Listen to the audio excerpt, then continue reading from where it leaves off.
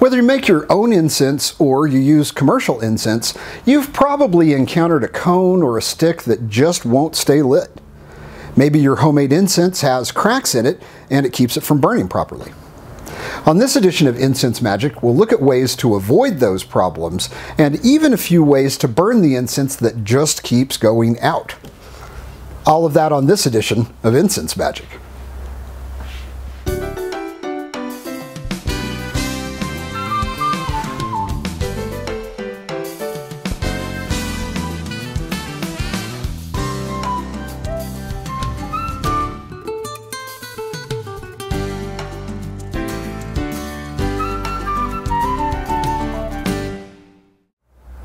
Now, I've got troubleshooting ideas for people who make incense at home, but even if you only burn incense that you buy, I've got some tips for you as well.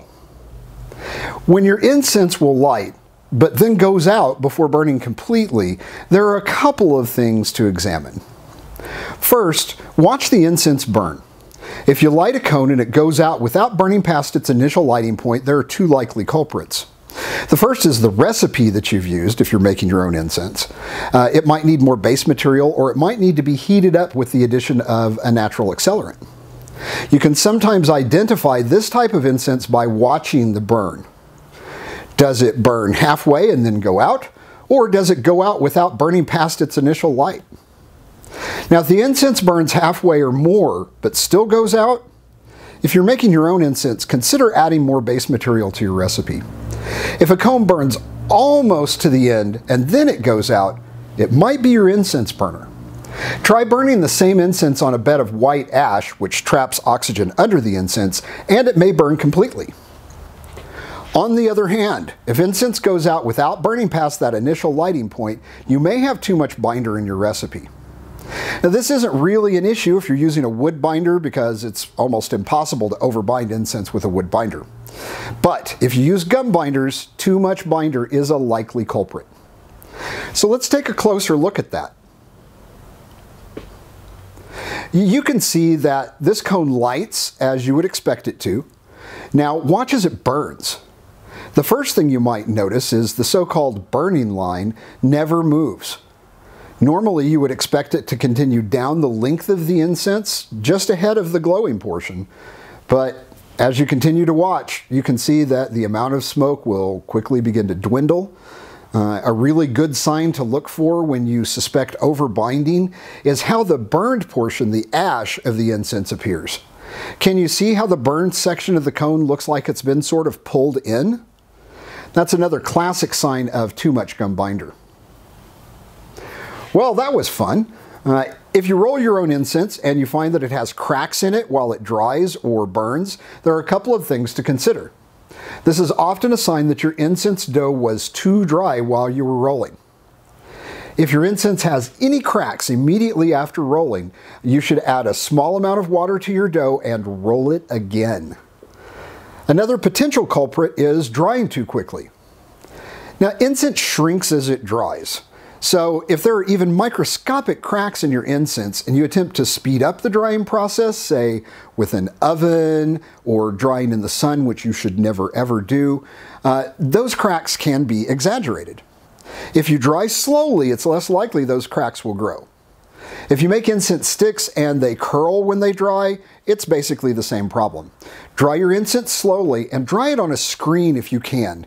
That will reduce the drying time and dramatically reduce the likelihood of sticks curling or cones cracking. But what if you only use incense that you buy?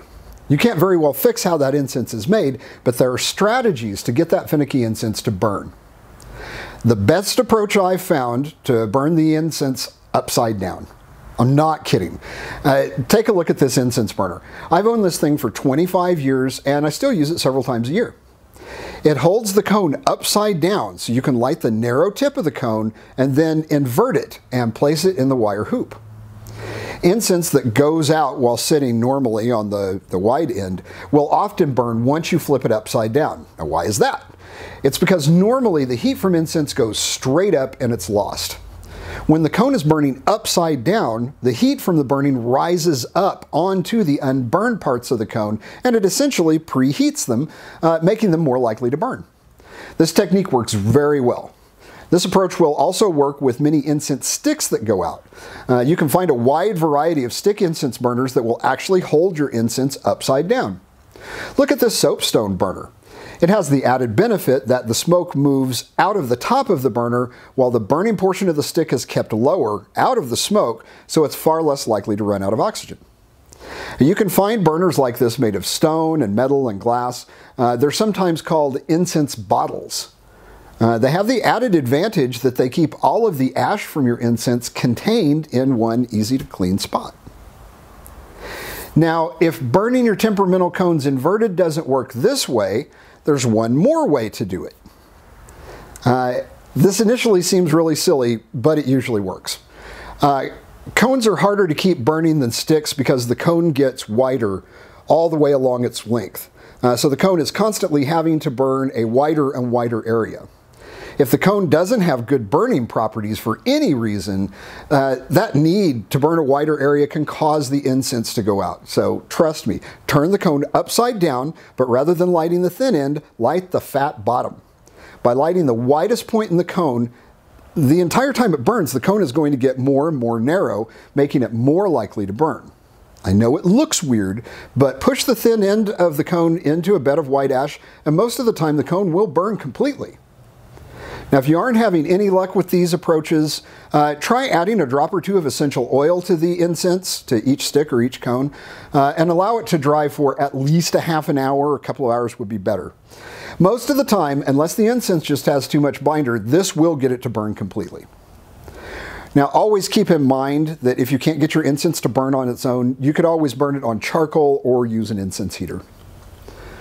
Hopefully that will help you the next time you encounter incense that just refuses to burn. Well, that's all we have time for on this edition of Incense Magic. If you've enjoyed this video, I hope you'll subscribe to my YouTube channel and that you'll stop by and visit my website at theincensedragon.com. You'll find white ash, clove, and other goodies to help your incense burn well and, of course, smell great. Until next time, bright blessings.